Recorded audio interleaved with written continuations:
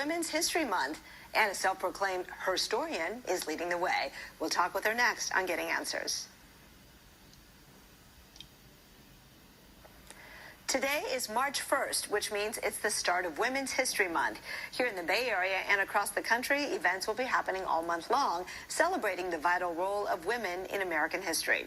Joining us live now to tell us more about what we can all learn is Amy Simon, cultural historian, playwright, and performer. Thanks for joining us. Happy to be here.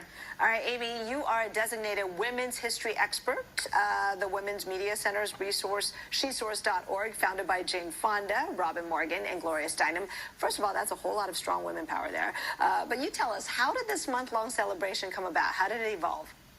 It's a great story. It started in 1972, and in the 1970s, that was the beginning of the whole women's liberation movement, the second wave of feminism, but women had been fighting for equal rights for centuries.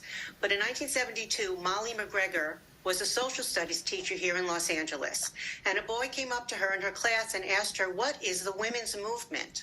Because he had just seen the first issue of Ms. magazine. Now, Molly told me this whole story. She said she was so glad it was a Friday because she didn't know how to answer him. And she said, "Oh, I'll let you know on Monday." She goes home, she looks in the library, and she has one book. Meanwhile, she had been teaching a course in Sonoma State College called Sexism in Education. And she had asked her students to go into the library and do an analysis on women's history. Well, they found 3 to 5 books, and they hadn't been checked out in 15 years because they hadn't been signed, right? So she said a whole seed was planted. She brings this idea of Women's History Week to the Sonoma Commission on the Education Task Force on the Status of Women, and she brings them this idea to do a Women's History Week. So they have a parade. It goes great.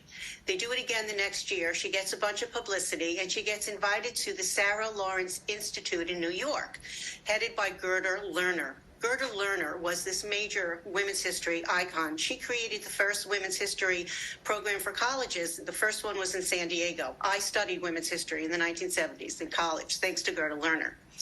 Meanwhile, there were all these scholars there. They're very impressed with Molly McGregor's curriculum, and they hear about what she's done in Sonoma County. And there were as Molly put it, very prominent scholars there. Some of them were friends with Jimmy Carter. So cut to 1979, Molly has said she quit grad school and she created the National Women's History Project, which now is known as the National Women's History Alliance, NWHA.org. I encourage people to go visit that website. She tells me she'll never forget it. She's sitting in her office and she gets a phone call from the White House. It's Sarah Weddington. Now, if that name is familiar, Sarah Weddington was the 26-year-old Texas lawyer that represented Jane Doe for Roe v. Wade. But in 1980, she was Jimmy Carter's assistant. And she calls Molly McGregor to tell her that Jimmy Carter said, "Yeah, okay, let's do it. Women's History Week." All right. So that is the story. Amy, I wish we had a whole lot more time because now there's more than just 3 books, 3 resources. There's a whole lot more, including your play, She's History, which we saw little snippets of just there. Thank you so much for coming on to share that with us. We really appreciate it. Happy Women's History Month. Happy Women's History Month. All right. A reminder, you can get our live newscast, break